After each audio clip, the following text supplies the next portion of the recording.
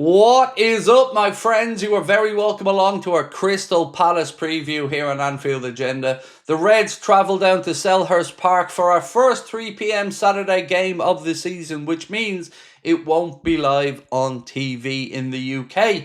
You're going to have to find other ways if you would like to watch the game. For us, though, don't worry. We will be here. We'll be taking you right through the game with our matchday watch-along, match reaction and player ratings video as always. Thankfully for me, the game will be on Premier Sports here in Ireland, so I will be able to bring it to you in its entirety. Over the course of this video, what I'm going to do is give you a bit of an update ahead of the game with regards to some injury concerns. We'll talk about our recent history against Crystal Palace. We'll give you a fact file on our opponents. I'll give you my predicted 11, and of course then we'll finish with a score prediction. Now, I want to let you guys know before we get stuck into the video about our giveaway. We are giving away this signed and framed Diogo Jota shirt to celebrate the great man's life, with thanks to our friends at the Collector's Corner. To enter, make sure that you go across to the Anfield Agenda Instagram account. It is open to everybody around the world, and you'll find the instructions on how to enter at Anfield Agenda's Instagram. Right, folks, let's get cracking with this one. And we'll start off with an injury update, which for us is fairly short. We do know that Giovanni Leone has been ruled out for a prolonged period. Other than that, I don't think there are any new fresh concerns for Arne to choose, or to worry about, I should say. So we're good in that regard. Obviously, Arne's press conference will be out tomorrow morning. You will hopefully be watching this video when it comes out tonight, Thursday night. So if there is anything new, keep that in mind. We won't have got that information yet. So let's look at a fact file now of our opponents, Crystal Palace. Crystal Palace have won just one of their last 16 Premier League meetings with Liverpool, drawing 3 and losing 12, winning 1-0 at Anfield in April 2024. Liverpool have won 9 and lost 1 of their last 10 away league games against Crystal Palace, drawing just 1. Liverpool are looking to win their opening 6 top-flight matches in a season for a 5th time. They previously did so in 78-79, in 1990-91, 2018-2019, and 2019-2020. Crystal Palace's and Liverpool's head-to-head looks like this. Community Shield in 2025-26, it was Crystal Palace 2, Liverpool 2. As we know, Crystal Palace won on penalties. In the Premier League last year, Liverpool won, Crystal Palace won at Anfield, and Liverpool winning by a narrow 1-0 away at Selhurst Park. Crystal Palace's form coming into this one looks like this. It was West Ham 1, Crystal Palace 2 in the Premier League. Carabao Cup, it was 1-1 draw with Millwall, but they won 4-2 on penalties. Premier League was Crystal Palace 0, Sunderland 0, and also they won 3-0 away from home in the Premier League against Aston Villa. Then in a pre-season friendly, or excuse me, it wasn't a pre-season friendly, it was the Conference League. It was Fredrikstad 0, Crystal Palace 0. As we know, though, Crystal Palace did go through thanks to a 1-0 win at home in that one. So, ladies and gents, that's a fact file on our opponents and our recent head-to-head. Now, let's get stuck into the team selection.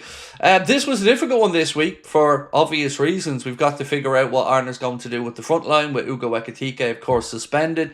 We have to talk about the midfield, so let's get stuck into it. Goalkeeper and centre-backs. Nice easy ones for them to start off with.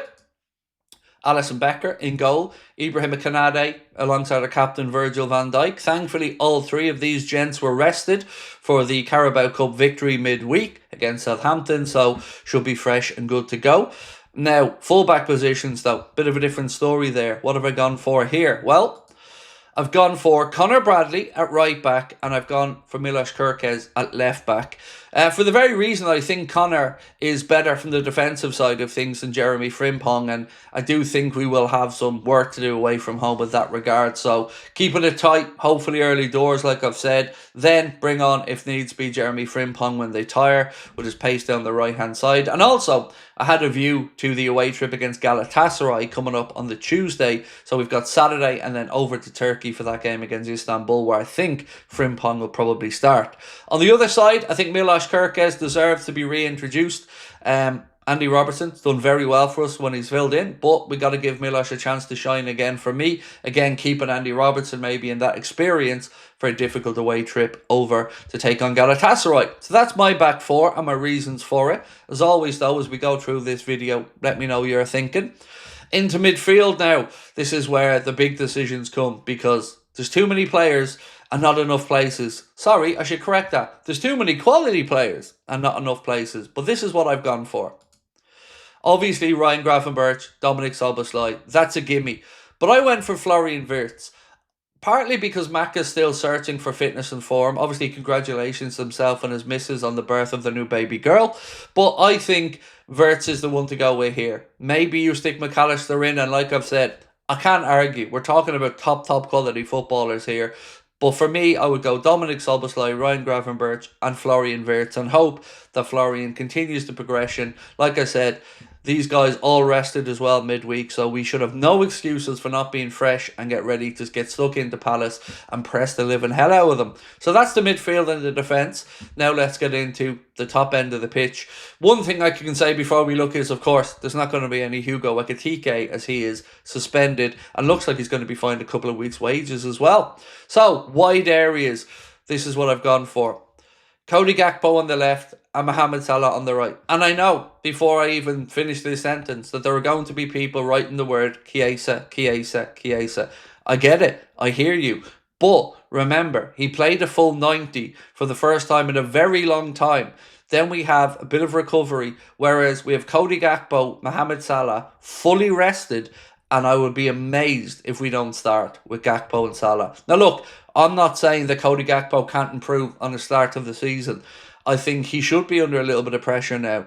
The likes of Florian Wirtz, Federico Chiesa, Rio Ngamoa, all there as alternative options. But I would be amazed if Arne doesn't go with Gakpo on the left and Salah on the right.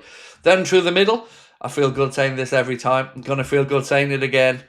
Alexander Isak through the middle, ladies and gentlemen. He got off the mark, scored his first goal against Southampton, with, of course, a wonderful assist from Federico Chiesa, who went on to have an even better assist for Ekitike's goal. But that is my 11. Alisson in goal, Bradley at right back, Kirkes at left back, Kanade and Van Dijk in the centre back positions, Szoboszlai, Gravenberch and Wirtz in midfield, Salah right, Gakpo left and Isak central. Need to point out again, remember, this is what I believe Arne will go with. If I was to make my 11, yes, it might look a bit different, but that's the 11 I think the manager will put out. Now, score prediction. This really was a coin flip. A huge part of me, maybe my head, said a draw. And I don't think a draw is out of the question. You know, we can look at this and feel a little bit cocky and arrogant, but remember, there's something like 16 or 17 games unbeaten now. They're full of confidence. They are going to want to beat us, of course. The whole Mark Gay thing will have the crowd up. I think Liverpool are going to have a fight in this game. So I was close to going for a draw, but the eternal optimist in me won out, and how could I not back a team that have won every game so far to continue that streak? So ultimately, I went for Liverpool to win narrowly by 2-1. That is it for me, ladies and gentlemen. Now it is over to you guys to let me know what you're thinking in the comment section. As you can see, we'll be live from 1:45 p.m. on Saturday. A reminder, I'm thankful that I can watch it on Premier Sport here in Ireland, but it isn't being televised in the UK as it's a Saturday 3 p.m. kickoff. We'll see you, hopefully, for the watch along. If not, enjoy your weekends, and yeah, we'll catch up soon, but much love as always.